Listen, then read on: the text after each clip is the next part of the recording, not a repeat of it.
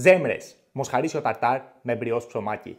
Πάμε να το κάνουμε. Παίρνουμε μοσχαρίσιο φιλέτο.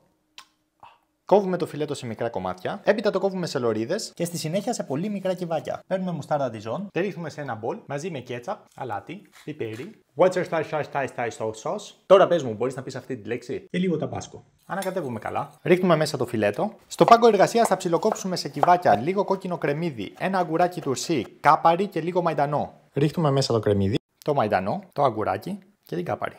Ανακατεύουμε μέχρι να είναι έτσι. Σκυλεύισα. Σε ένα γαμάτο πιάτο βάζουμε ένα τσέρκι, ρίχνουμε μέσα το ταρτάρ. Πατάμε καλά. Διαχωρίζουμε το ασπράδι από τον κρόκο. Βάζουμε το κρόκο στο κέντρο. Τηγάνι στη φωτιά, λίγο βούτυρο μέσα. Βάζουμε το ψωμάκι. Εδώ γαμάτο. Και τελειώνουμε με το ψωμάκι. Κάνε ένα like και follow για περισσότερες συνταγές και πάμε να δοκιμάσουμε.